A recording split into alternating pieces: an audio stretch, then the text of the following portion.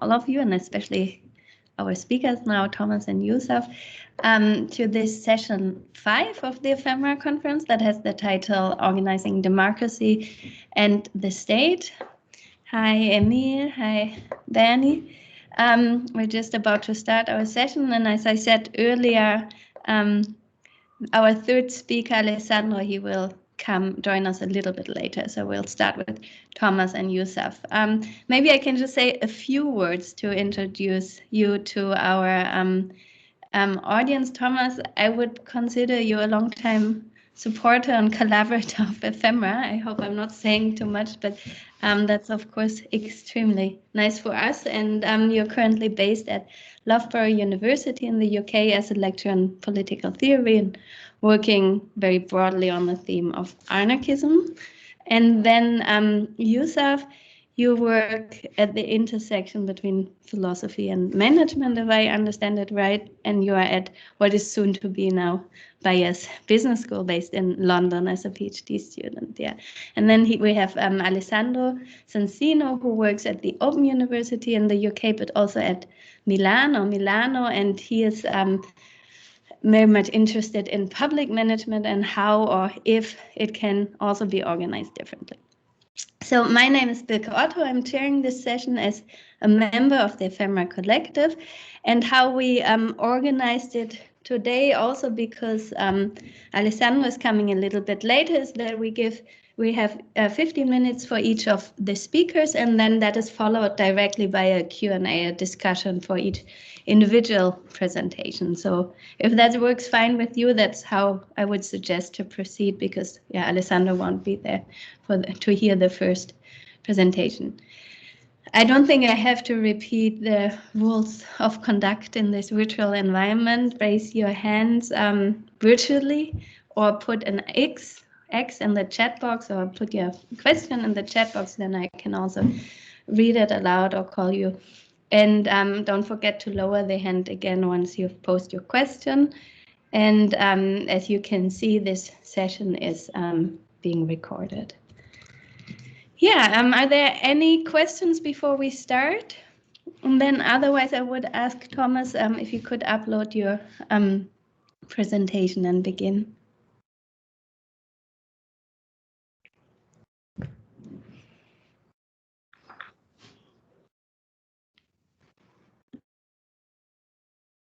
Okay, so is that okay? Can everyone see that okay?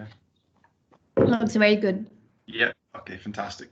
Okay, yeah, thanks very much for the introduction, Birk. It's really nice to be able to take part in the conference. As you said, I've kind of been, off and on involved in the sort of ephemera community for going back almost a decade now, which is horrible to think how long it's been.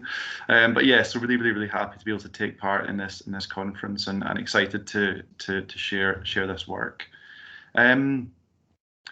Yeah, so what I'm going to present on is some work related to the Icelandic constitutional reform process, which took place kind of from 2008, 2009 up until about 2013. It's still ongoing now, and in different ways. And part of what I'm doing here is trying to sort of begin to sort of outline how a sort of anarchist approach to political economy can inform how we think about democracy and the kind of limits or possibilities of democracy and of non-state forms of democratic constitutional politics. And I'm going to draw on intersectional anarchism in defining that. And as I was kind of putting this together, I sort of realized that a lot of the phrases I'm going to be using here, anarchism, political economy, these are phrases which have, are getting a lot of my sort of, former colleagues and friends sacked at the University of Leicester. I think a lot of us know that, know about that, and Birk mentioned already. This is actually part of sort of global culture war against sort of left-wing positions in academia. So yeah, I'm kind of positioning myself to be like try and just tick off everything that would get me sacked at the University of Leicester. So kind of something I sort of narrowly avoided by doing my PhD there, working there for a while, and I've narrowly avoided what's happening to a lot of friends of mine. So the kind of comment I've got here on the slide here, from the Stuart Lee joke, these days you'll get sacked if you say you're a political economist. Obviously, in this case, it's not hyperbole. So that's the kind of the sort of cruel joke of this. Okay, let's see, is this working? Okay. So in terms of anarchist political economy, then, so Angela Vigor, who actually wrote this in Ephemera back in 2014, says that anarchism lacks a distinct analysis and critique of global capitalism, and often draws on Marxist insights, both positively and negatively, which is why anarchism is sometimes pigeonholed as Marxism's poorer cousin. So I think that it's, anarchist approaches to political economy may have been overlooked in a lot of recent anarchist discourse, and often overshadowed by a focus on sort of immediate tactical acts of liberation, and particularly in sort of post-structuralist inflections of anarchism over the last 2 to 3 decades.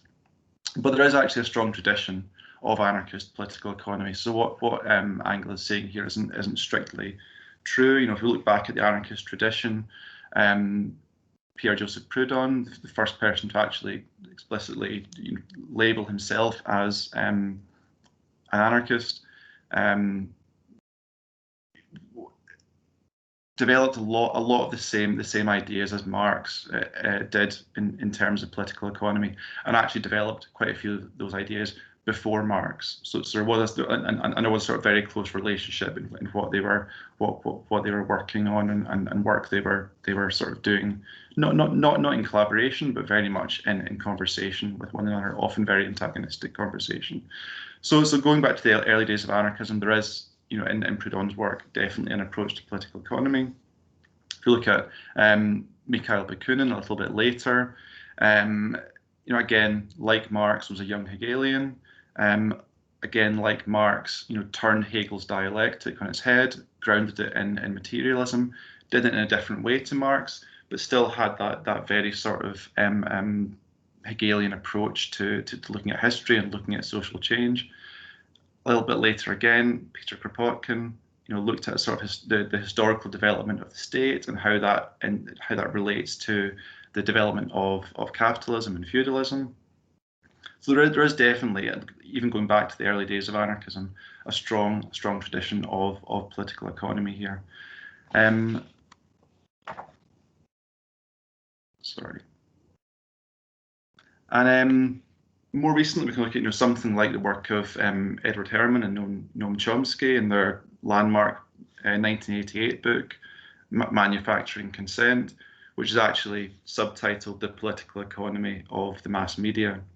And as they put it in the 2002 introduction to the book, they aim to provide an analytical framework that attempts to explain the performance of the US media in terms of the basic institutional structures and relationships within which they operate. And they argue that their analysis shows the mainstream media to be highly functional for established power and responsive to the needs of the government and major power groups. So for Herman and Chomsky, therefore, a particular phenomenon, in this case the output of newspapers and other media producers, is shaped by dominant financial and political interests in society, corporations and government. So again, that there is this sort of political economic approach to an anarchist analysis of particular phenomena in society that anarchists are trying to challenge. Going back to Kropotkin, a lot of the work Kropotkin did sort of highlights how the state plays a role in this political economic picture. And Kropotkin defines the state as not only including the existence of a power situated above society, but also a territorial concentration, as well as the concentration in the hands of a few of many functions in the life of societies. And Kropotkin's account of how the state develops, identifies what eventually becomes elite concentrations of power in religious, military, and legal entities. Looking at this, well, Kropotkin's work looked at sort of from the beginning of the 16th century onwards, how this sort of development of the state, this concentration of power, was kind of co-constitutive with the emergence of capitalism for the particular age that we live in now. And I think that this points towards a sort of particular anarchist account of political economy. So that is of how historical structures of domination and exploitation emerge and develop over time and come to take the form that we experience them in today. And looking at the state in this way, importantly, it's not necessarily considered as something simply subservient to capitalism, just playing a role of sort of reinforcing capitalist relations, as the state features in a lot of orthodox Marxist work, and also in the work of Proudhon, so also in some anarchist work. But there is also in this anarchist political economy an appreciation of the state as an entity of its own, with its own logic of domination that works hand in hand with capitalism, emerges together, co-constitute one another, but does have its own logic and is not just reducible to playing a function for capitalism. And drawing on anarchist engagements with intersectionality, looking at, for example, Patricia Hill Collins's Matrix of Domination, we can start to see the state and capitalism acting as intersecting and mutually reinforcing lines of domination and exploitation, alongside patriarchy, white supremacy, colonialism, and other factors. And there's quite a lot of anarchist work on intersectionality over the last decade or so that points towards this. I think Francis Dupuy-Derry's work, looking at the state within the matrix of domination, does this particularly systematically. But I think what we're looking at here then is a sort of intersectional anarchist political economy, which, to paraphrase Bell Hooks, could describe the sort of world we live in as a statist, imperialist, white supremacist, capitalist patriarchy. And I think while operating in different frameworks, there's also work such as Alan Carter's multiplex model, which similarly explains how domination and exploitation develop such that political and economic dimensions reinforce one another. And as I said, this is sort of fleshed out in more detail in Francis Dupuy-Derry's work. But there's also sort of an anthropological work in anarchism, which moves in a similar direction. So work from Harold Barclay and James C. Scott, for instance, but also obviously a lot of the work of the late David Graeber as well, which I think takes a similar sort of line, not necessarily linking it to intersectionality, but developing sort of anarchist critique, which does all of the things that Angela Vigor says is lacking in anarchism. So there is this political economy there. Let's see where am I? Yeah. And I think what this allows us to do is see how the state functions, because that's what anarchism potentially has to offer here. Okay, and there's a lot of autonomous Marxist and open Marxist work that has a very deep analysis of state, and I'd be very interested to hear what from people who know a lot more about that than me. It's something I've only sort of very, very briefly touched on in my reading, but I know that literature is there. But I think anarchism does offer a sort of focus on the state within this particular picture of political economy. Not to say that the state is a sort of the defining part of this history, but to sort of emphasize it more than other approaches perhaps have. And the way I want to sort of explore this a bit today is to think about what this means for the limits of democracy, the limits of participatory democracy in particular.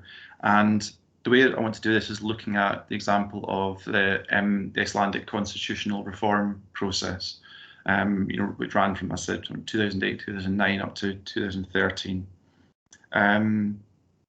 So this might seem unusual because we're talking about a national constitution in the context of anarchism.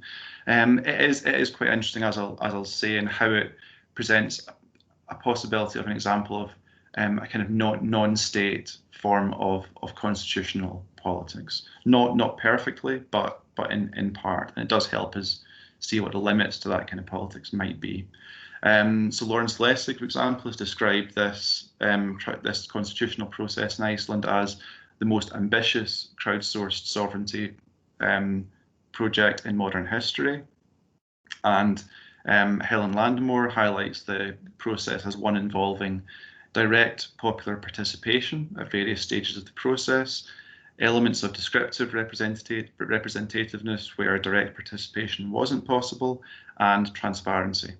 And in contrast to typical constitution writing procedures, she argues that rather than being based on an hourglass type model, in which there's some level of public consultation, and then in the middle it goes up to a very small group, normally constitutional legal experts who actually write the constitution, and then it might go back out to a sort of referendum.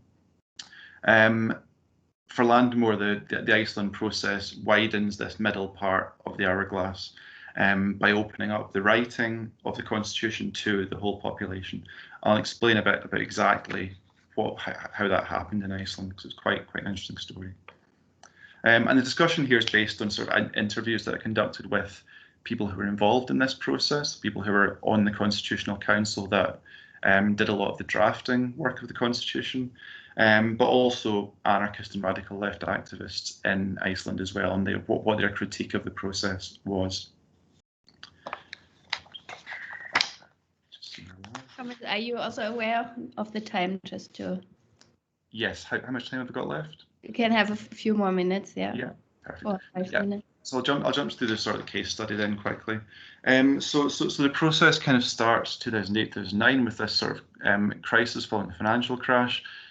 You see, it's a sort of break in the establishment in Iceland. So the government, which has been in power for decades, is forced to resign through popular protest.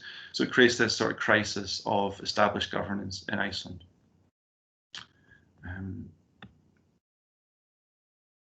Then what this opens up for then is a sort of very much sort of citizen-driven process with National Assembly and National Assembly, which sort of defines the broad terms of the Constitution, and then an elected Constitutional Council, which actually does the drafting work and does that in consultation with the population in different ways. And importantly for the Constitutional Council, no politicians, no civil servants were allowed to stand for election in that process. It was very much taking the constitutional process outside of the sort of established political environment in Iceland. Then 2013, they got the draft constitution. It passes a referendum, quite high level of support. By 2013, there's new elections. The old centre-right government comes back into power and just refuses to enact the constitution, even though it's been gone through this democratic process, been approved in a referendum.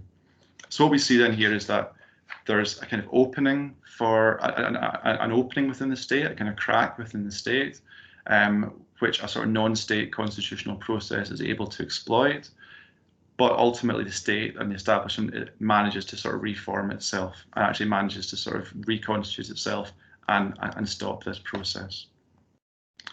So I think this is quite interesting then in the sense that it does point towards some of the limits of this kind of non-state constitutionalizing, and the limits here are that okay, there's cracks that can emerge in the establishment that create openings for this kind of politics, but there's the kind of powers in society that mobilize against this kind of politics. You know, the state, the establishment, civil service, judicial sort of establishment in the state, but also financial interests as well. So in Iceland, it was fisheries, the media as well. So these sort of financial interests sort of coalesce against this process as well.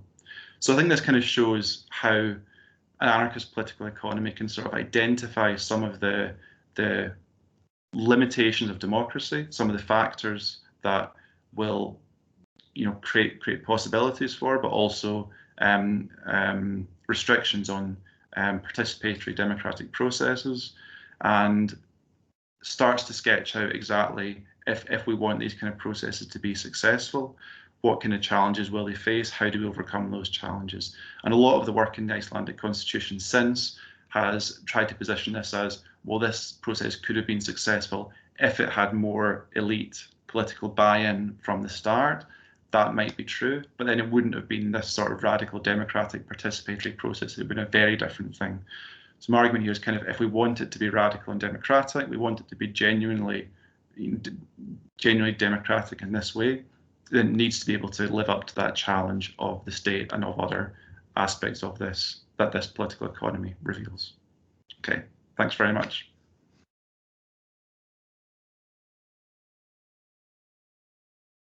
Yeah, thank you, Thomas, for this really inspiring, interesting presentation. I would, and hi, Alessandro, you have also arrived. Welcome. Are there, yeah, I'm happy to take on questions for Thomas.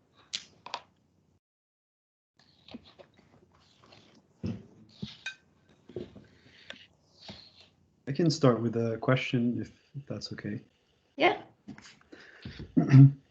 So it's maybe more like theoretical in terms of the argument that, well, your interest in anarchist political economy. So the way I see it is, for Marx, what Marx puts forward is a critique of political economy, right? Which is not solely focused on the question of power, right? What Marx kind of identifies is value, capitalist value, as a form of abstract domination. And I feel like here maybe there's a divergence perhaps between anarchist and Marxist political economy. But perhaps the Marxist tradition has something to learn from the anarchist tradition in terms of alternative theories of value. I don't know if you have anything to say about that. I'm not very kind of well-read in that literature, so I'm curious to hear what you think. Yeah, thanks. No, that's a really good question. I'm not as well read as I should be on a lot of that Marxist stuff either. I mean, I think what's interesting is there's perhaps a diversion with how a lot of that stuff was framed in some of the sort of very early, very orthodox Marxist political economic work. But I think if we look at stuff, particularly from like Harry Cleaver's reading of Capital, John Holloway, into a lot of autonomous Marxists, Silvia Federici, George Kafensis, people like that. There may actually be a kind of convergence here, I think, of saying, well, there is a sort of, well, I think for Cleaver at least, there's a very sort of political dimension to that sort of narrative around value and production of value, which I think maybe converges with the anarchist one. But yeah, definitely there needs to be a shift away, I think, in the anarchist account from a focus on the production of value as the sort of locus of political economy, more to thinking about, well, I don't know what the sort of process would be, but I think also tying in how white supremacy functions, how patriarchy functions. It's not just in terms of labor and production of value. There's other dimensions to it, which I think a lot of Marxist work on intersectionality also sort of grapples with. So I think there's a sort of convergence there, perhaps between sort of some anarchist stuff, some Marxist intersectional stuff, some autonomous Marxist stuff. But as I said, I'm also not as well read on this as I should be. So I'm kind of just sort of grappling with the sort of the very sort of edges of it, I think, as well. Thank you, Yusuf. Next, we have a question from Matthew that he wrote in the chat, so I'll just read this out loud. Unless, Matthew, you want to say it, read it yourself? Yeah, I was just kind of wondering if you have an explanation for. So there was the result of the referendum, and then the result of an election which kind of returned the right to power. which and they seem to be kind of quite contrary results in terms of the kind of popular vote in those two times. So do you have an explanation for what happened, why you had such starkly different results? I mean, I think one of the explanations there is, well, I think there's just perhaps two parts of it, and I'm just sort of thinking off the top of my head here. I haven't looked at this in detail, although it's a really interesting avenue to actually think about. But I think two possible explanations here is one, which I think is something we see quite a lot. You know, how people vote in referendums where they're being asked a specific question on something is quite different to how they vote when it involves political parties and their particular allegiances to those political parties. So, if we look at, you know, the data from the UK, for example, in terms of not referendums, but in terms of polling on what people actually approve of in terms of political policies, the population seems generally quite far to the left in terms of what political parties are offering. But then when it comes to elections, that's not replicated at all. So there seems to be a difference between how people respond to specific questions about specific issues and how they respond to voting for political parties. There seems to be just a quite stark difference there often. Another thing, practically, what happened with the referendum in Iceland was, rather than really try to contest the referendum, the sort of centre-right parties and also the media as well just tried to convince people to abstain and not vote. So they tried to sort of delegitimize that part of the process entirely. So I think a lot of their voters maybe just didn't actually turn out to the referendum vote. It still passed. It still, you know, we would have had a majority, but the turnout was lower in the referendum than in quite substantially lower in the referendum than any of the recent elections in Iceland.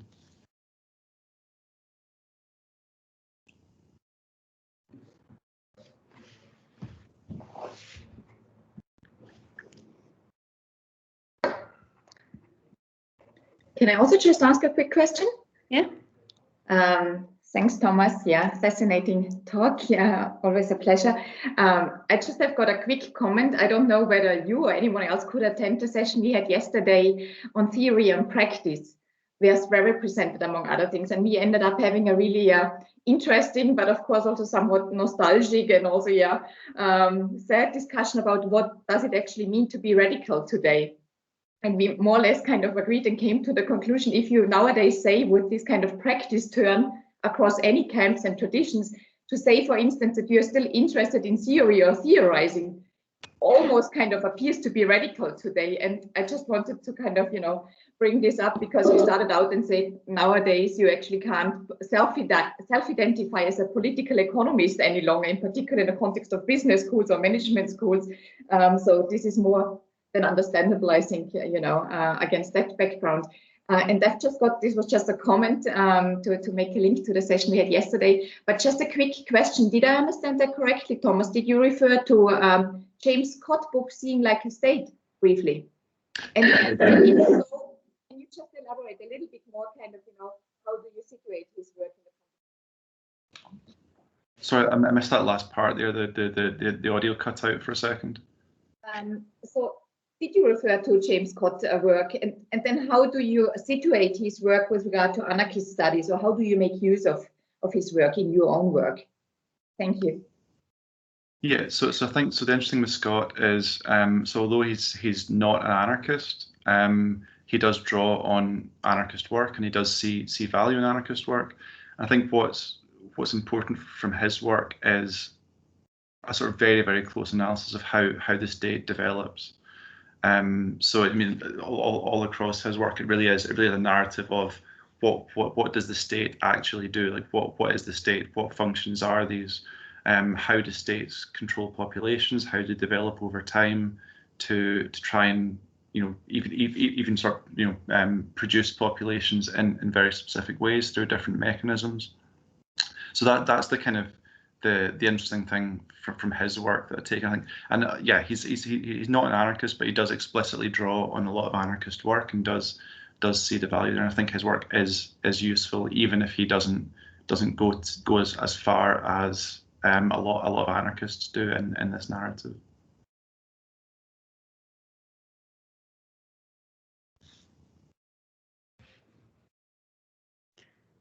Any more questions? Because if not, I would also like to ask one myself. I was wondering, or I would be interested in what you think, or do you know what were the kind of models and ideas that formed the decision for this process and to initiate the process, and yeah, what kinds of models did they rely on? And I'm asking this also against the background on your recent proposal that you submitted to Ephemera, in terms of how, to what extent have the ideas that were ideas of organizing that were developed by the social movements of the early noughties have, you know, somehow manifested themselves or diffused, or did they disappear? And do you see any relation there or not? Yeah. I think there is. So the way the process worked was there was actually two national assemblies. The first one was completely autonomous, outside of the state, and that was run by, I think, a think tank, civil society think tank type organization. But then the government actually initiated their own ones. This was a social democratic government for the first time in Iceland's history. I think the first time, yeah. But both of these were, yeah, the name's just gone out of my head, but you know, they're representative in the sense that a sort of random sample of the population was invited to take part. So they weren't completely open, but there was a lot of people present, and there was an idea of trying to make it representative along, you know, gender lines, along location, along age. Wasn't particularly successful with that. You know, there wasn't a lot of young people actually took up that invitation, so they had to try and work around that in different ways. The model of this, I think, is not necessarily even something that radical. There's quite a lot of literature on this, which actually positions this as not a sort of radical break with established forms of even democratic governance, but as something that can just augment these forms of governance. And that's how a lot of the narrative in Iceland has gone. So the people who are still driving this process now, still trying to get this new constitution implemented, their approach now is to very much say this isn't radical, this isn't something, you know, incredibly new. There's lots of places around the world where this has been done. You know, I think Ireland is the most sort of famous recent example of a sort of, you know, citizens assembly type kind of model for governance. So there's that sort of element of like, yeah, to what extent is that process itself something radical? Not necessarily. It's used in lots of different ways, all around the world for that doesn't involve challenging any sort of established power. But I think the interesting thing for the Iceland case is more how that process emerged. It emerged out of this radical break with the established governance pattern in Iceland. You know, because of the financial crisis, there was the crisis of there was obviously the very real financial crisis, but it was also a moral crisis for the nation in terms of, you know, we've invested our entire soul in this sort of form of finance capitalism, and it's just collapsed on us entirely. So there was this sort of moral crisis for the nation, and it allowed them to sort of reformulate themselves. I think for me, it's less interesting the specific form it took, although there's interesting discussions there, and more about the extent to which it was part of a more sort of radical rupture at that time. Right, yeah. Thank you. All right, thank you, Thomas, for a great presentation and discussion. Alessandro, we earlier discussed that we would move Yusuf up as a second presenter, and then you follow him. Is that good? So Yusuf, if you could upload your... Yeah, sure. Your presentation. Can you all see that? No. Yeah. Yeah. We'll see. Yeah, we see it well. We can also see you. And Okay. All right, let me get started. Oh, sorry, just a second. I can't see any of you now. Okay. Yeah, thank you. All right. Thanks for the introduction, and thanks for that presentation, Thomas. It was really great, yeah, it's going to be hard to follow, but okay. So what I'm going to present today is an overview of a paper I'm working on as part of my PhD. It's work in progress, so I'm looking forward to your thoughts, questions, and comments. But yeah, so essentially the starting point is that the notion of planning has returned as an object of interest, particularly for scholarship on anti and post-capitalist alternatives. While much of this interdisciplinary literature looks at the world of management and organization, it tends to focus on the computational rather than the organizational aspects of planning. So what I tried to do in this paper is to draw attention to this dispersed literature with emphasis on the organizational questions it raises, questions that I think critical organization theory can contribute to. I also hope to extend the literature on post and anti-capitalist forms of governance to include what we might call planning themes. Planning understood as a concept of social governance that requires a structured articulation of the social, political, and economic forces and institutions. So institutions that are dispersed, multi-scalar, and sometimes overlapping. So to do so, the paper is organized around three main parts, which is roughly how this presentation will proceed. Okay. All right. So what is planning?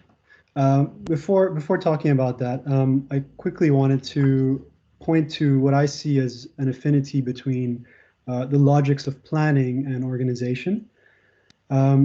So a political philosopher, Sheldon Wolin, for example, goes as far as saying that planning is nothing but the word for organization in the socialist idiom. Similarly, on the other end of the political spectrum, Friedrich Hayek argues that the terms are essentially synonymous, organization being nothing but, and I quote, the magic word for the communists and the socialists. So while there is a risk in obscuring the differences between the terms, my concern here is with their converging logics. I won't say more about this now, but given the time, but I began the paper with a sketch of the rise and fall of planning and organization with the hopes of providing some sense of the historical conditions of possibility for planning thought and practice. Okay. Right. Just a second. Sorry. Yeah. So there are many varieties of planning, but the term basically refers to ex ante forms of conscious, deliberate, and substantively rational governance and coordination.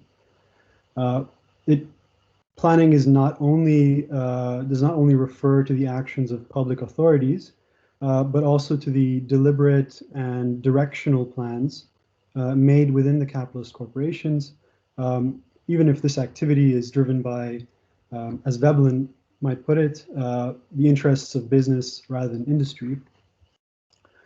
There are, of course, also examples of popular planning or planning from below, which can be traced back to the traditions of utopian socialism, historical materialism, and so on. Now, in terms of the public value orientation of planning, it's helpful to take a distinction between social rationality and market rationality, or in more Weberian terms, you can think of this as a distinction between substantive and merely formal rationality. And this is one way to understand the dispute between Otto Neurath and Ludwig von Mises in the economic calculation debate, which I'll comment on. With that said, the point is, of course, not to simplistically oppose the plan to the market, fetishizing each of these terms. something to be accepted or rejected. But planning and markets do have distinct rationalities that, as Ernst Mandel puts it in this quote here towards the end, diffuse divergent motivations among producers and organizers of production and find expression in discrepant social values. Okay, so yeah, so in short, beyond capitalist markets and absolutist command, there is and have always been an array of plan-oriented alternatives that are associational, multiscalar, dialogical, and so on, which I'll comment on towards the end. Before that, I just want to make a few comments about the economic calculation debate of the 20th century, to which many of the problematics of planning can be traced back. In the paper, I try to highlight the questions that are most clearly related to organization, but I'm going to skip that now as well and just focus on some of the main points that Hayek makes against planning, and also his distinction between spontaneous orders and planned orders, which I see as a good entry point for organizational research on planning. So Hayek's premise is basically that there is a type of knowledge crucial to economic and political life, which is tacit, practical, and dispersed throughout society. This is, as Hayek puts it, the knowledge that is specific to time and place, something which, for him, no single planner can make use of in real time. And now this leads him to the conclusion that only the so-called catalaxy of the market, his neologism for the market as a spontaneous order, that only this could make use of the dispersed and tacit knowledge that is specific to time and place. And the way it does this is through competition, which he sees as a discovery procedure. On this basis, he makes an allowance for what he calls planning for competition, which the title of my paper is somehow trying to think against. And this form of planning for competition is one in which the atomized plans of entrepreneurs can only be effectively combined with the market enforcing plans of bureaucracies. Right? So neoliberalism's kind of inherent authoritarianism becomes quite clear over here. There isn't a contradiction between liberalism and dictatorship, as Hayek would prefer to call it liberal dictatorship in the context of people like Pinochet and so on. Anyway, okay.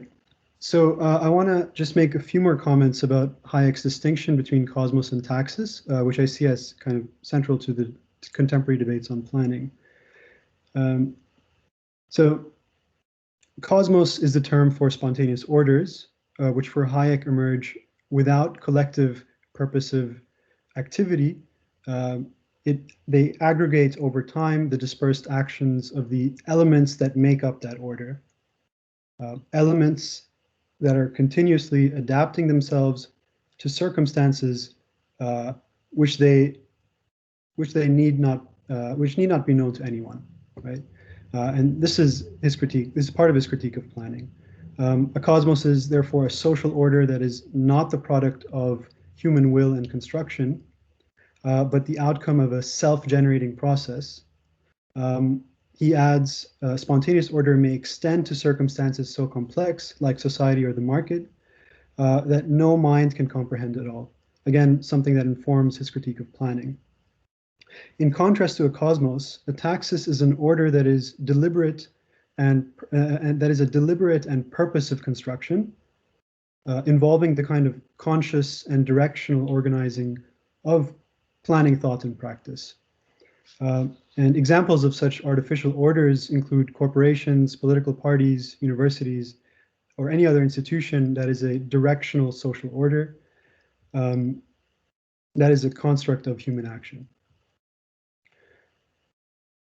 Okay, now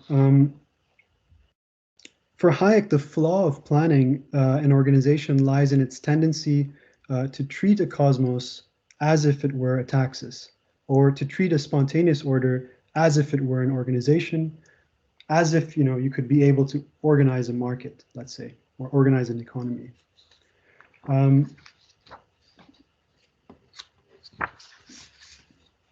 So yeah, with that said, underplaying the extent to which economy and society, not to mention market competition, by Hayek's very own admission, is planned and organized is simply to misunderstand economy and society.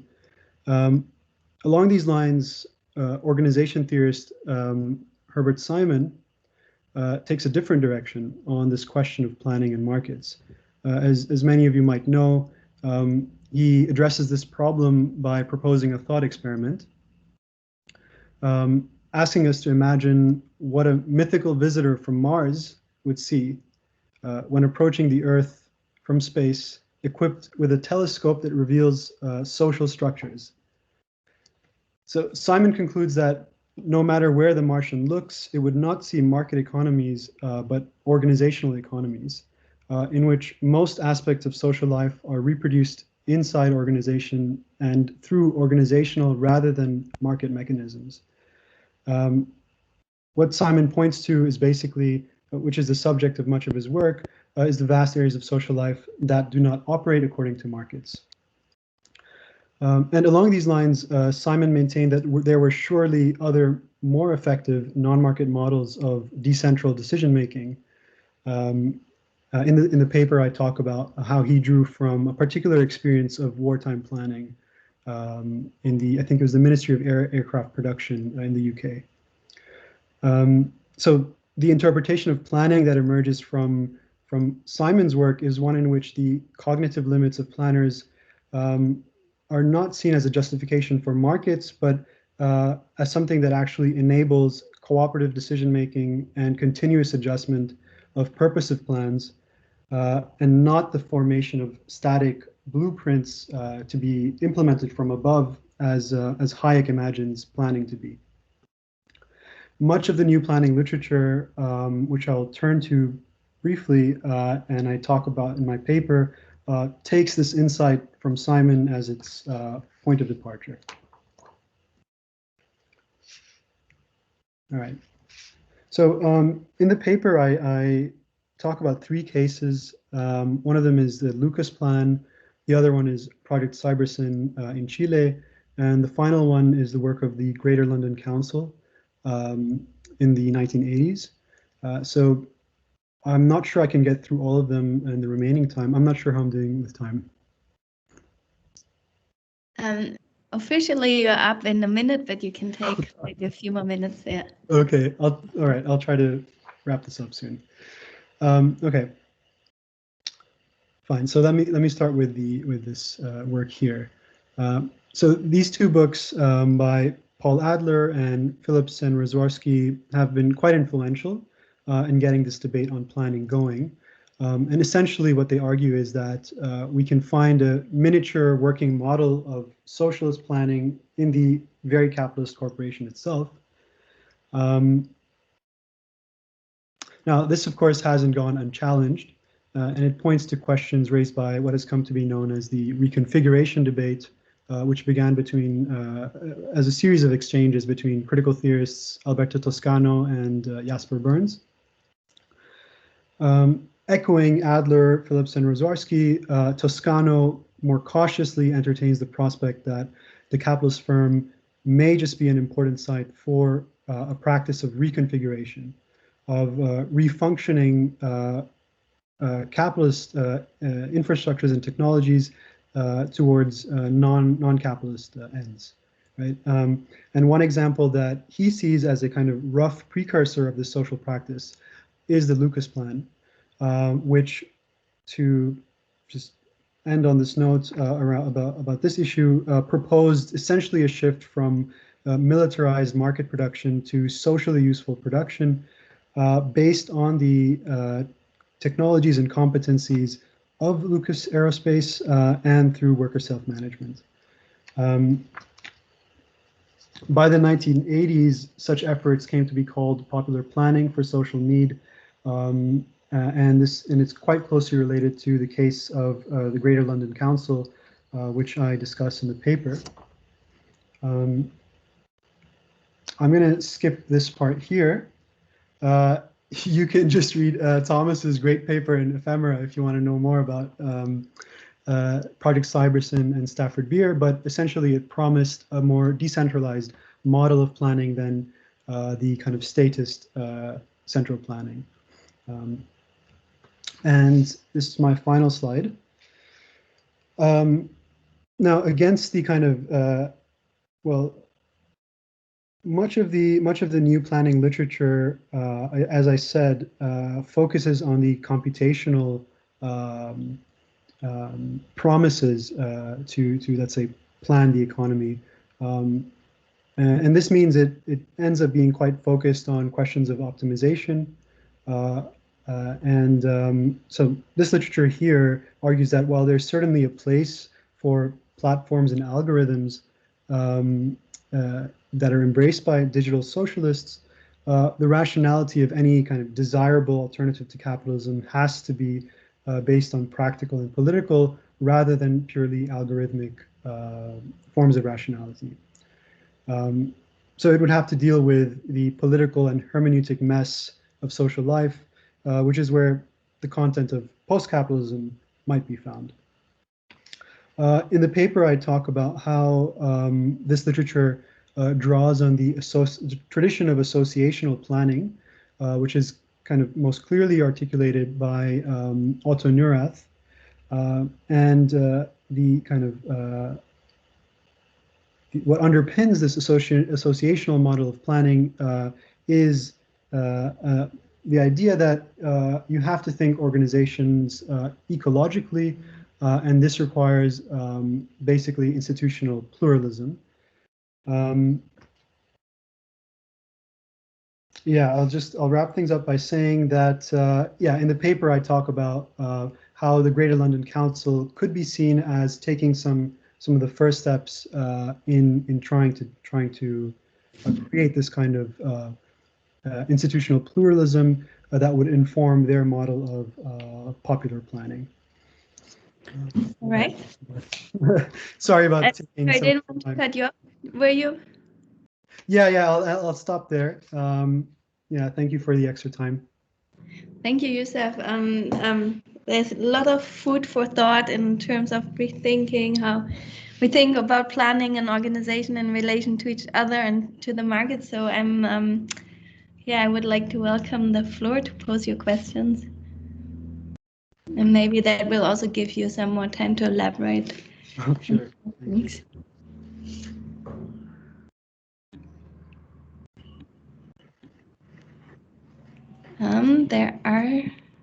There's a raised hand that is hidden here.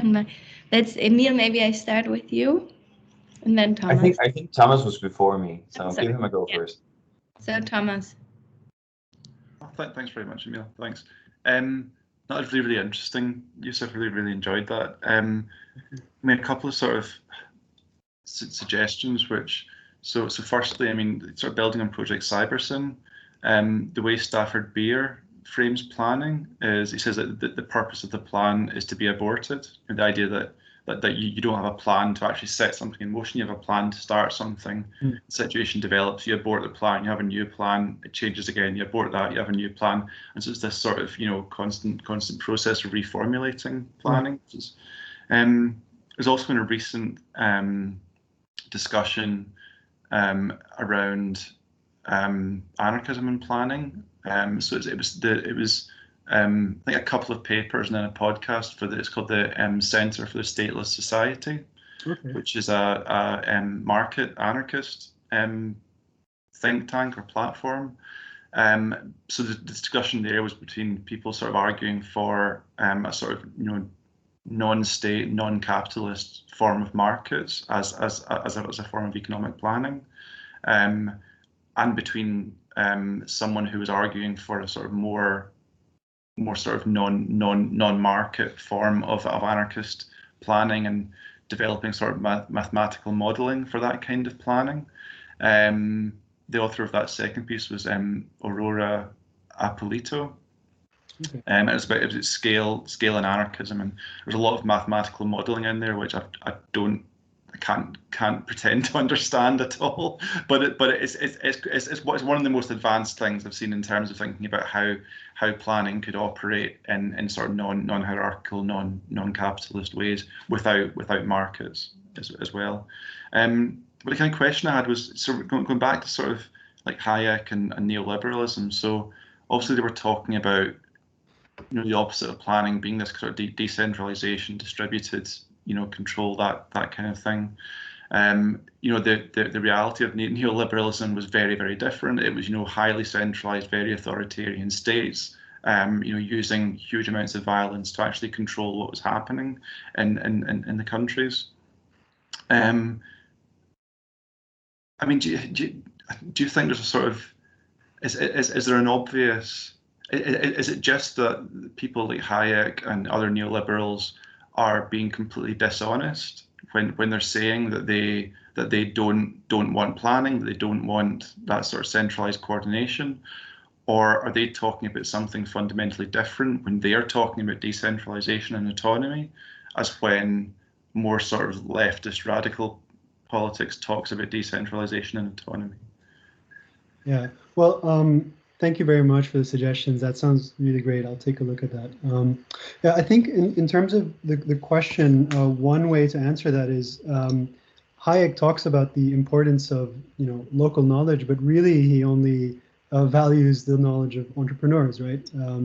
He doesn't take his insights seriously enough, I guess, to include the knowledge of social movements and things like that. And I mean, people like him and von Mises explicitly state support, you know, for Pinochet. I think von Mises goes as far as saying that fascism was a necessary evil to defeat communism in his book called Socialism. So I think if you read their own work, it's not implicit. What in terms of forms of planning that they would be for, I think that this is where the role of law comes in neoliberal thought. Yeah, so that would perhaps be a way into kind of tease through that contradiction, I guess, apparent contradiction. I hope that answered the question. Yeah, thank you. Thanks. Thomas, Emil? Yeah, thanks a lot, Yusuf, for a nice one. So I've got a question, and I'm not sure if it's a completely stupid question. It might be, and it's probably informed by my utter ignorance in this area. But I was just curious to sort of hear a bit more about sort of the notion of planning for alternatives. Is that sort of a concept or a phrase that applies to how a society might plan for the emergence of alternative organizations, or is it rather, or perhaps also, a concept that points to how alternatives can plan their own sort of internal affairs in a particular manner that sort of corresponds perhaps with anarchist ideals or whatnot? So I was just wondering if you could sort of elaborate a bit on that concept. Yeah, right. So my interest in planning is to think about alternatives beyond the organization as a distinct unit of analysis. Right? And this is why towards the end I was talking about organizational ecologies, drawing actually from some work by Rodrigo Nunes, neither horizontal nor vertical. Yeah. I guess the advantage of that is to kind of not be too concerned about organizational forms as such, and think about how different organizations can work together to create alternative economies, right? So I think the term planning allows us to kind of move beyond thinking purely in intra-organizational problematics, I guess. Yeah. Okay. Yeah. Sure. Cool. Thanks. That, answers the question. Sure. Certainly.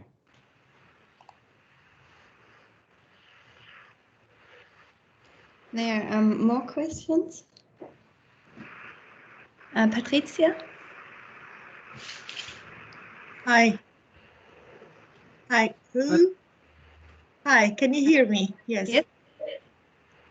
Thank you for I jump in. Exciting discussions. I have a question for you, because I was on a panel some months ago commenting on Paul Adler's book, so I'm not very much aware of the other books you discussed, Yusuf, but I did have a course at the university about planned economies. Imagine that, how old I am. But my reaction to that book, which is of course just a little part of the whole discussion, right, and perhaps not even the most interesting, my big question mark there was, who's the political subject that is supposed to kind of lead us, or at least follow, the leadership? We'll find the leadership, you can lead it perhaps in the coming years, but how do we mobilize a subject around the concept of planning?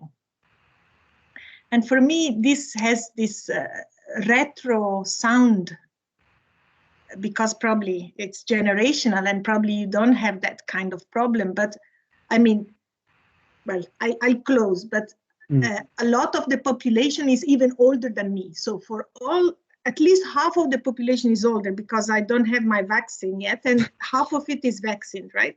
So half of this population is above 50, and when you start talking about planning, you lose them. And I'm not sure if the youth is waiting for planning. So can you tell us what kind of political subject do you see as part of this transition? Maybe it's a difficult question, I don't know. No, that's a great question.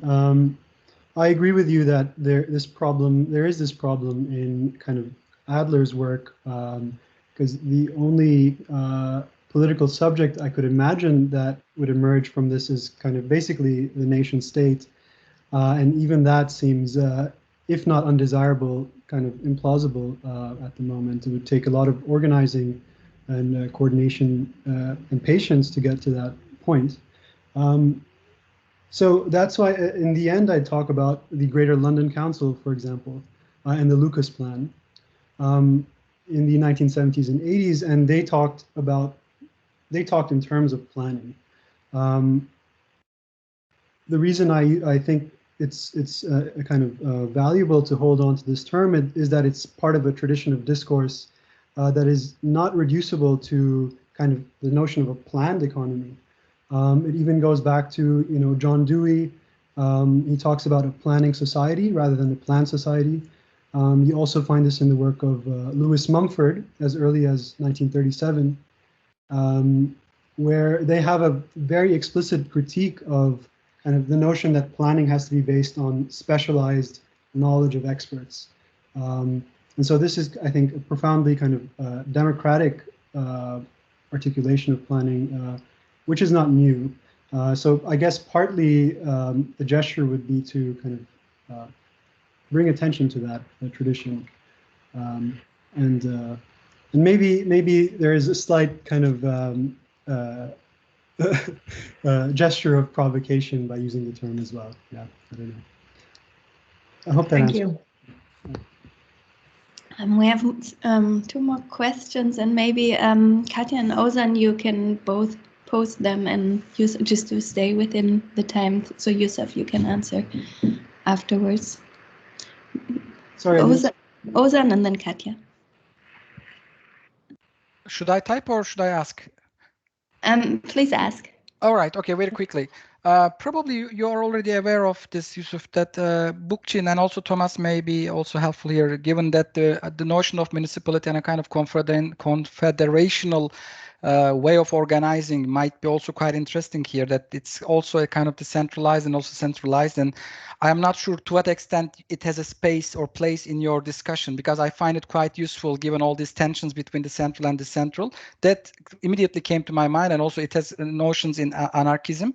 And the other thing is there's a recent movement about reclaiming municipalities, to my knowledge. Actually, we attended one organized by transnational, I can't recall, it was a kind of think tank organizing, but they simply argue that the municipalities should act on behalf of the public, and then they should not privatize the services, and that the public has immediately from the local has a voice. So I'm not a public administrator or government, but I think this might also a real current case that's happening at the moment in different places, and they are building a kind of network. I will search immediately on net and I'll share it. But these are two kind of new intervention points for you, perhaps to bring it more from 1980s London Council to today tensions. Thank you. Yeah, no, I totally agree. Thank you, Roseanne. Katja, and then we also have Matthew. Yeah, thanks a lot, Yusuf. So I was thinking if you have been maybe connecting the notion of planning to the notion of strategy, or because there is a relationship between both, and strategy is also something that could perhaps be appealing to some political subjects of today. And early in the conference, we kind of brought up strategy, and also in the degrowth movement that I connect to, we're kind of discussing strategies quite actively now. So I wonder what you think.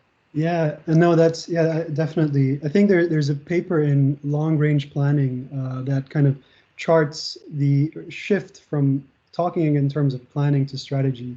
It kind of converges with the emergence of neoliberalism, although the paper doesn't touch on that.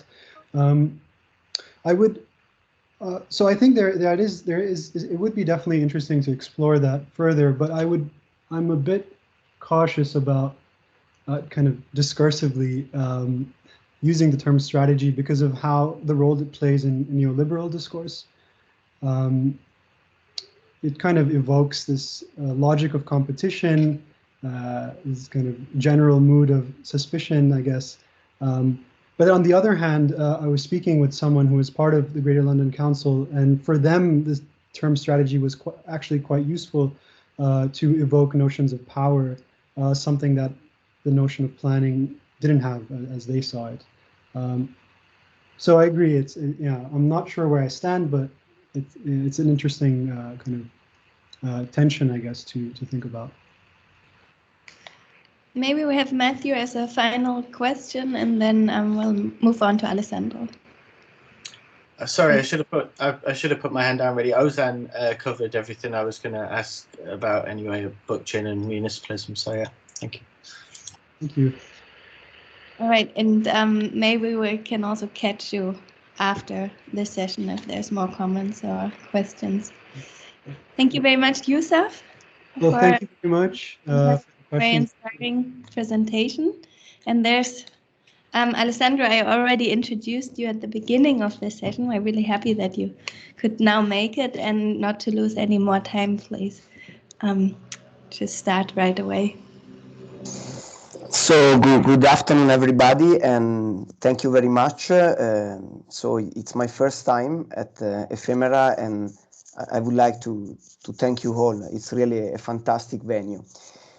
So my presentation, I hope to work out with the PowerPoint, is about everyday civicness and us, the state, and post-capitalism.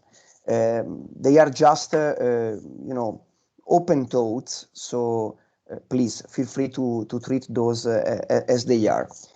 As the first element, let me tell you a little bit more about my positionality and my take of criticality in this talk. So I take a material, place-based and communitarian view. I have in mind Gibson Graham, something from Marx, Mounier, and also I'm aware it is a little bit, still capitalist, but also the experience of Olivetti in Italy. I also rely upon an ethic of care and of work for the commons. So I have in mind Weber and Elinor Ostrom. And I'm also relying upon the work of Mariana Mazzucato on public value and on public values. So I'm passionate about public value and public values. I'm saying something maybe uncomfortable, but I'm in some ways a believer on the supremacy of public and relational value against private value. And other two notions are quite useful to explain my approach in this talk are the notion of progressive pragmatism from Alveson and Spicer, and of course the notion of normativity. So I see critical scholarship, and I interpret the link with activism also as a way to devise actionable alternatives that can establish also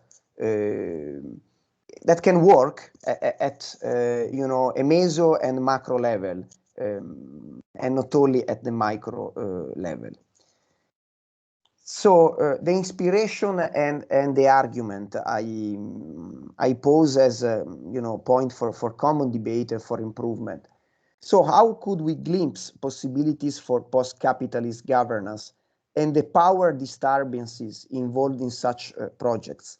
I'm grateful and thankful to Patrizia Zanoni, who actually contributed to attract me to this field of research, which is also for me like an emancipatory journey in my scholarship.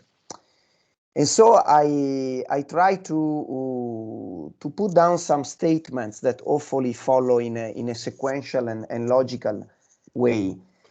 I'm particularly attracted by that notion of power disturbances. So something that can disturb capitalism. And I believe democracy is one of the main disturbers of capitalism. So one of the points I'm going to make in this talk is that everyday civicness and a kind of participatory democracy enacted in daily micro practices could be tactically something that can really disturb capitalism. Also because capitalism uses this kind of discourse in a tactical way, but it is still relies upon technocracy. But anyway, so capitalism has compressed civic behaviors in favor of accommodative growth, individualism, and so on and so forth. Capitalism is incompatible with true democracy, and again, I acknowledge the work of Paul Adler.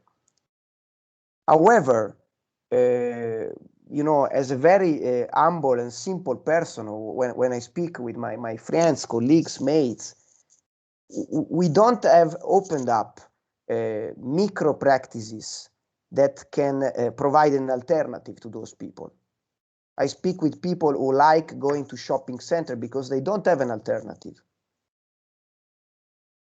Okay, so I'm thinking, how can we give to those people micro practices that where they can practice daily, every day, not in a extemporaneous way, something different from the capitalist logic. So the state can be, as Patrizia, if I understand well, and others, Mariana Mazzucato says, can be a counterpower for enacting a macro alternative to capitalism. And so the point I try to make, I'm curious, it's still a work in progress, is to try to theorize everyday civicness in and beyond the state. I was very attracted by the presentation yesterday about dual power and all about of course, the anarchist. I'm aware about discourses around manufacturing civil society, but I'm making the point about civicness in the state, which again could be controversial, but it connects very well with the community paradigm, the remunicipalization, and all the local experiments. There is this work from Archon Fang on empowered democracy, which is a great work. But I go forward. So occupying the publicness economy with civicness. So the publicness economy is the economy which deals with public value. So basically, when we were in lockdown, I think this is a great experience of the publicness economy. Everything was suspended apart from the publicness economy. There were some elements of the publicness economy suspended themselves, but it was the only operating one. And drivers were part of the publicness economy. So not only strictly people from the public sector. So how can we recognize publicness? So everything gets public money. That is the Mazzucato basically argument. So if you get public money, then a corporation getting public money should account for the public value created or destroyed. Of course, flows become units of analysis, also to see the reperpetuation of capitalism or not. You can recognize publicness in the democratic authority over a territory. So Weber, the element of constituting a state in itself, and Bob Yessoff have written a lot on that. And of course, when there are public values, and I'm aware that there are competing perspectives on what is public value. So I don't want to discard that critical elements. But in some ways, I believe we should prioritize the relational value of public values through a tactical and progressive pragmatic attitude. So what is the value of this perspective on civicness? Because it brings back the idea of place, the idea of local, where democracy and the material blend together. Civicness, according to the Oxford Dictionary, is relating to a city or a town and relating to the municipal. So you can see even in our universities, just to give an example, how much are in some ways disjointed by the place. Even if universities are, public university at least, are branches of the state. So, and they get public money, but they don't teach civicness. I'm aware many of us do that, but it's quite a novelty. So why didn't we do that earlier? Because if you get public money, you should be engaged with civicness. So there are multiple practices of civicness work that are not valued but exploited by the capitalist economy. I rely upon this statement from the research I did with the voluntary sector, so with the commissioning. So there is a tension, but commissioning is a practice enacted by the state, which is still part of the capitalist competitive logic. But the state could do differently, and now there are some other experiments of co-design, place-based commissioning, community engagement in commissioning that goes away from that neoliberal practice. So the state with its structures, so the state now, the neoliberal state is dispersed, and so we are not able anymore to do the democratic meta-governance of the state, because we see the state is everywhere and nowhere. But if you link back civicness and the place with the state, you can see, this is my argument, in a more material way, the publicness economy. So why I believe this is important? Because the business of civicness is one of the new frontier, at least this seems to me. An example, the social credit score in China, it is basically a business of civicness. Of course, a techno-authoritarian, but it signals the importance of civicness behaviors of open data and all those who exploit open data from citizen behaviors. There is, of course, the Western way of approaching civicness, which is in some ways a new kind of third way, where just for a few moments you engage citizens with citizen councils, citizen assemblies, living labs. I could go on, but just for a few moments. So you are manufacturing, civicness. And it is quite interesting, the Taiwanese techno-democracy, which confirms, so there is, you know, Audrey Tang, the most famous civic digital hackers in the world, who is proposing this kind of techno-democracy, which relies upon citizen participation through digitally mediated platforms, which there are experts in this virtual room. I remember, for example, the work from Emil, which is great. It has, of course, pros and cons.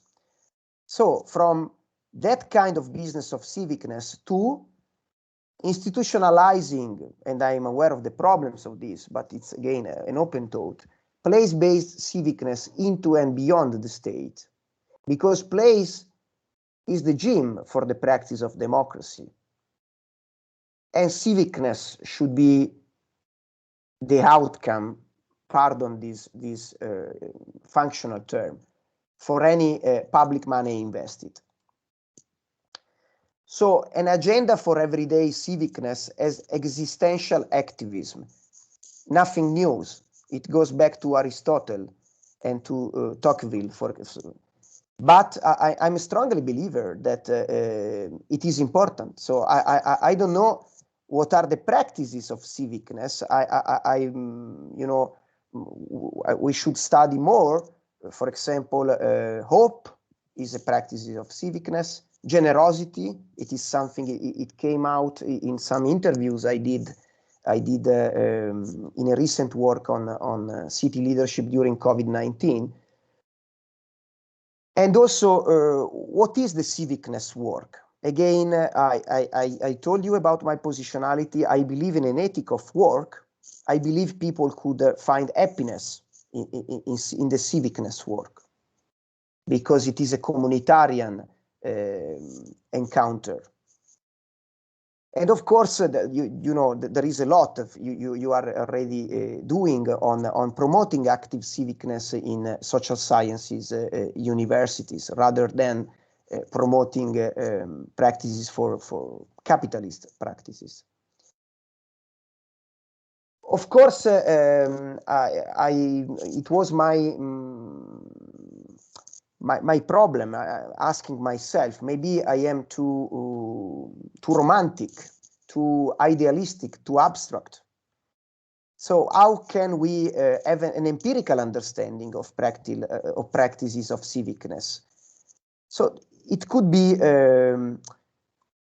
understood empirically, and it could explain how less is practices. Because now I could count what I am doing as a kind of practice of civicness, but then I go back to my work in writing papers for as a kind of self-performativity.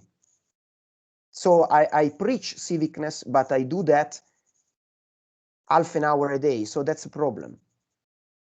So if we want to take seriously civicness as a post-capitalist practices, we should do that a lot, hours a day. And we should have a kind of governance and economy that supports civicness. So how much time daily we devote to civicness practices? Otherwise, it's just a romance. How much organizations are engaged with the place they are based in? So why universities based in the same city are competing rather than collaborating? For example, they both get public money, at least, you know, I'm speaking from an Italian background here, and you can see neoliberalism there. So you get the public money, you are based in the same democratic jurisdiction, but you don't speak, you just compete. So again, how can we expand civicness as a sum of practices, as the philosophy of the publicness economy, to transition into a post-capitalist future?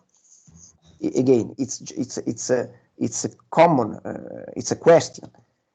So and it links nicely with my last slide.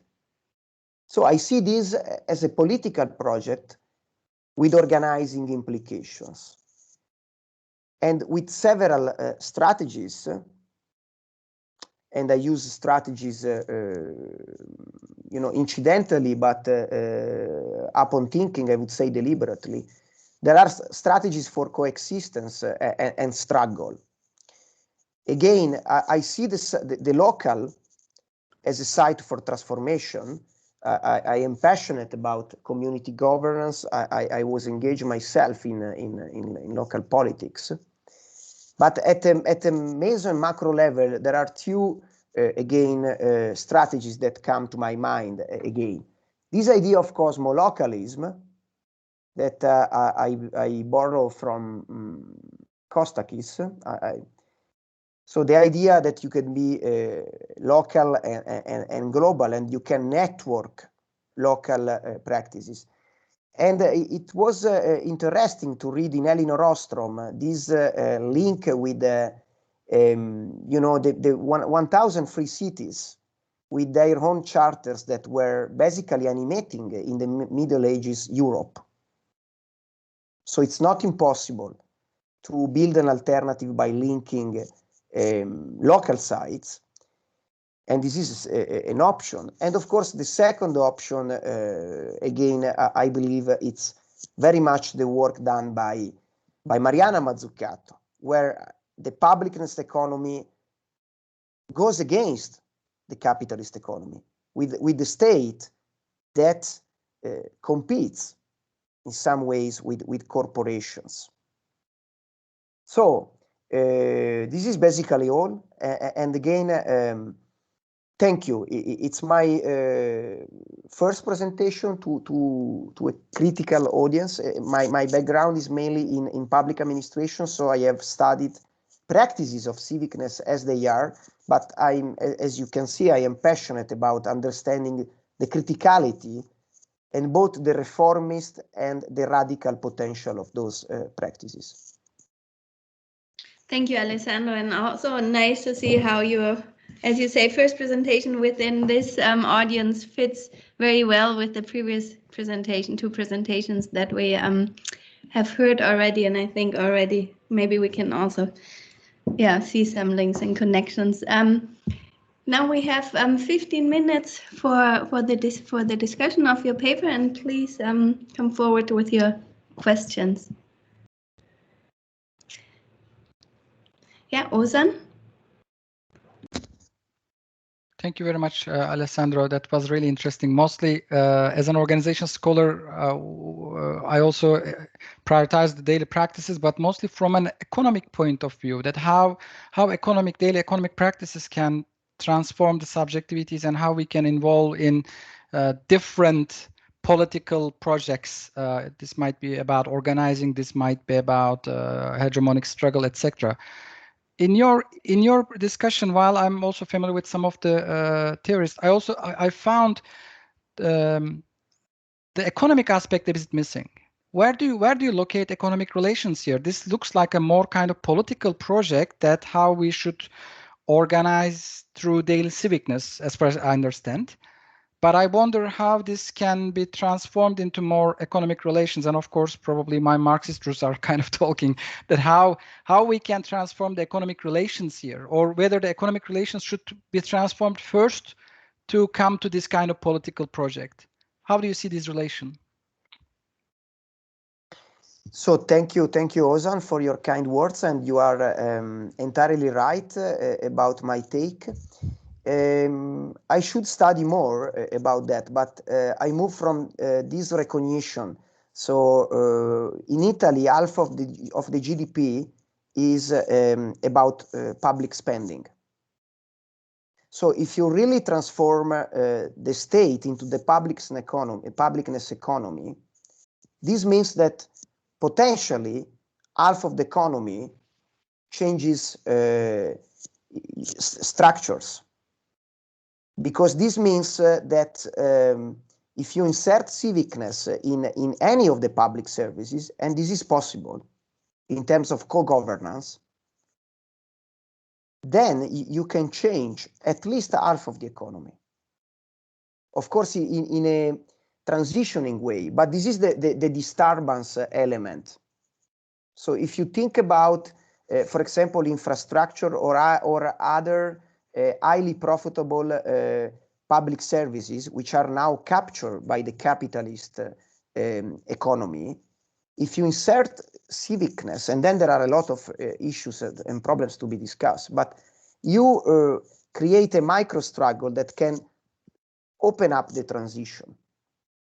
And so my main point of reference here is, again, all the public spending should go in that direction, at least. Thank you. Thomas? Thanks very much for that. You did just a couple of sort of comments. I think one on thinking about the state as the sort of focal point of this to sort of ground things in that. I mean, I think it'd be interesting to think about whether the state can operate as a sort of neutral political infrastructure that we can steer in different directions, or whether the state, like capitalism, actually has its own logic of domination, and whether it could ever be mobilized, properly mobilized towards the kind of thing you're talking about. So that's just a sort of critical comment there. Just a suggestion as well.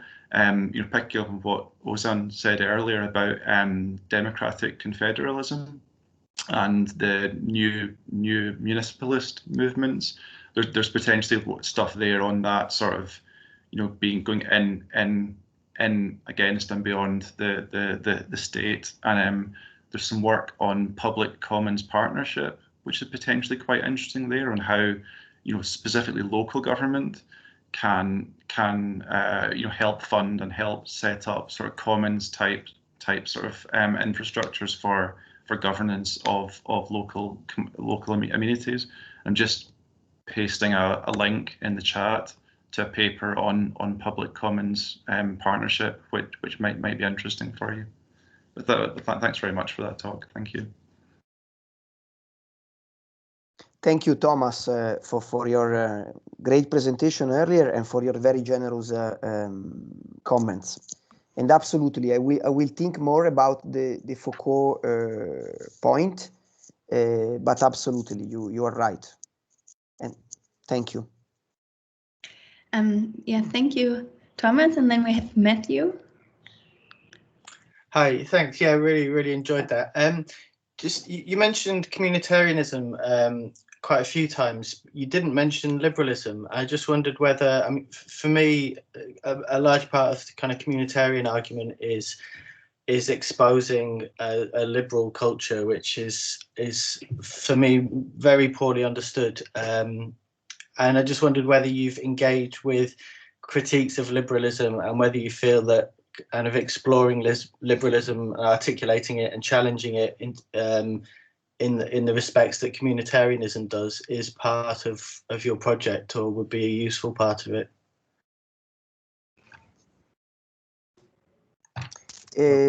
Yeah, thank you, Matthew. Again, it's a preliminary work, but it comes to my mind 2 points of reference. One that goes back actually probably 20 years ago in my life. So I think about communitarism by relying upon the work of Mounier, Maritain, and some of that kind of social Catholic thinking under the name of personalism communitarian. And the other take is actually not very far away from the presentation before from Yousaf, because it has quite an element of planning, and it has an element of technocracy, the way we engineer participatory democracy at the local level.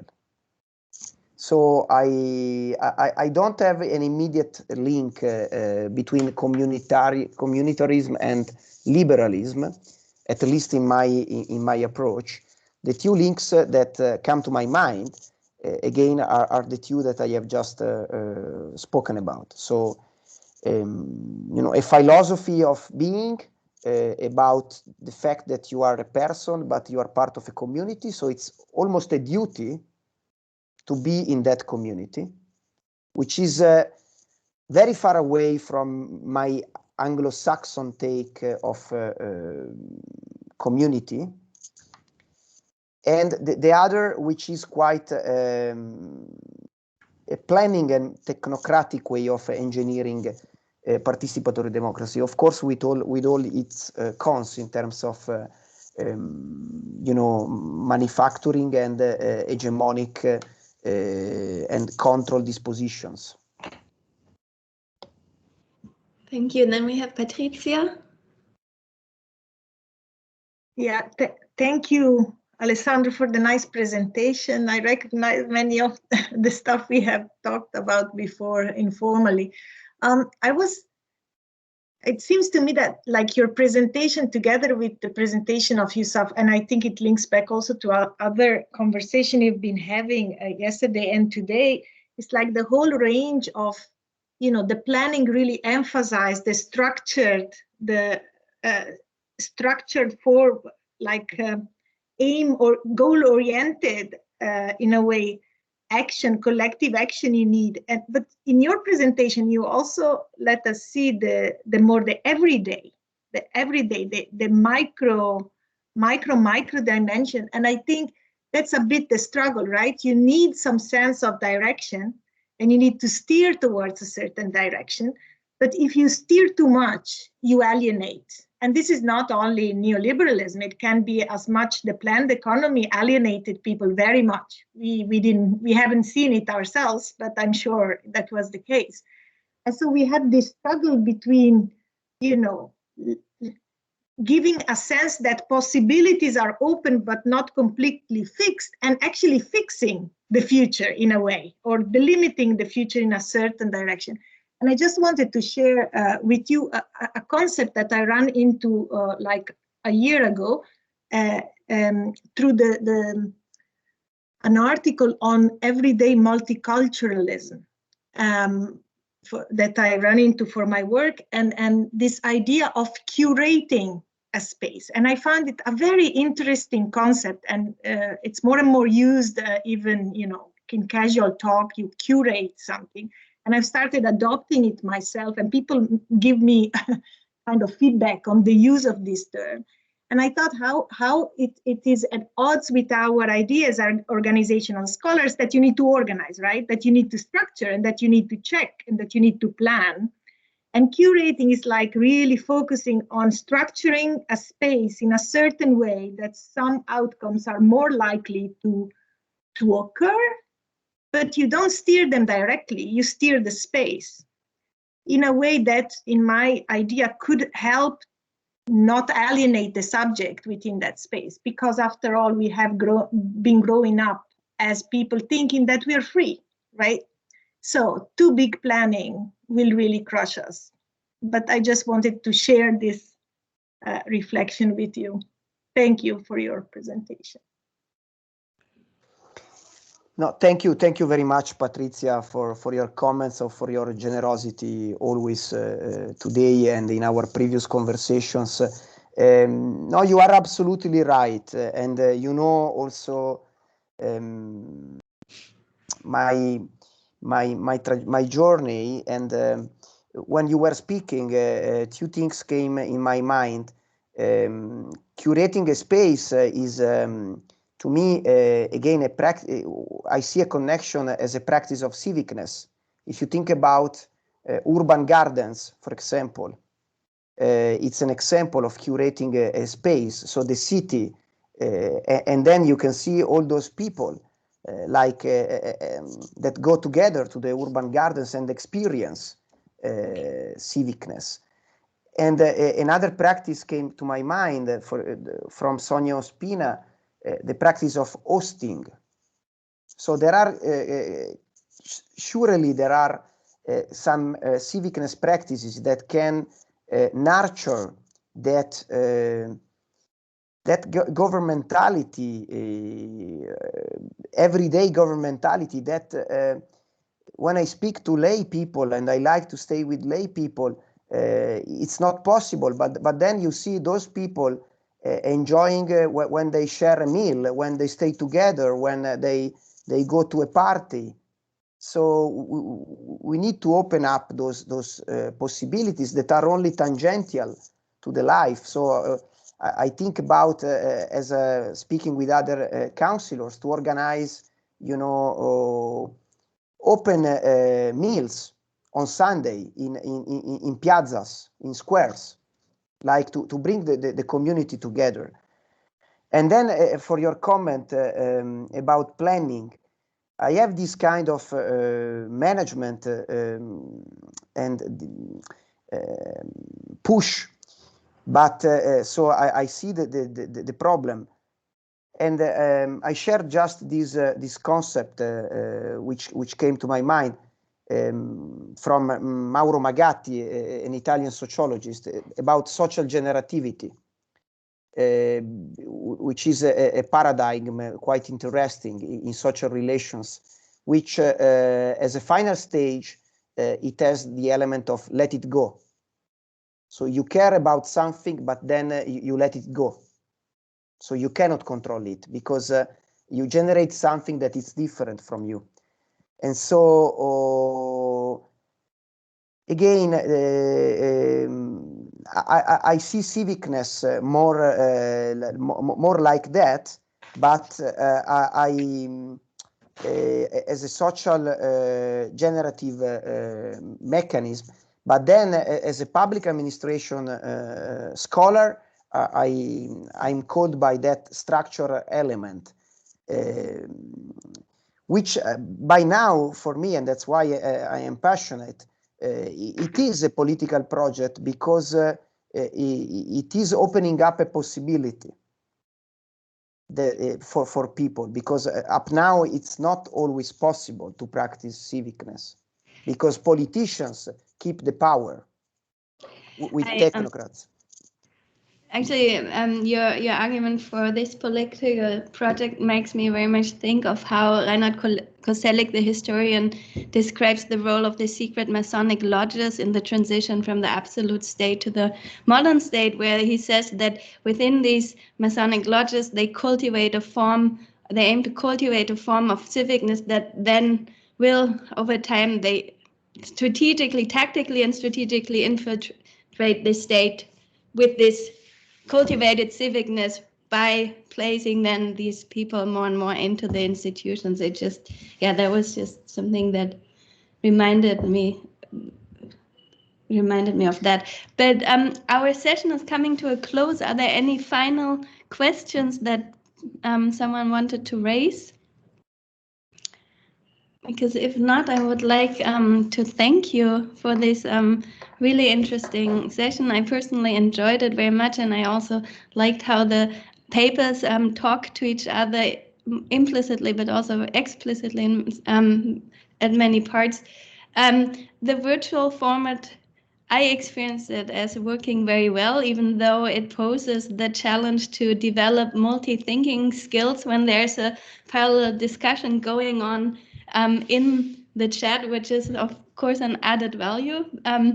Also for me at least, always challenging. And the downside is of course that there were, at least for me, many more questions and comments that I had, and then we cannot take them now to the break, to the coffee break, or maybe other venues. But thank you very much. Thank you to the presenters and to all other participants, and then we'll have a 15 minutes break now, and the next sessions will start at 2:15. Thank you very much. Thank you. Great presentations. Thank you. Yes. Bye. Bye.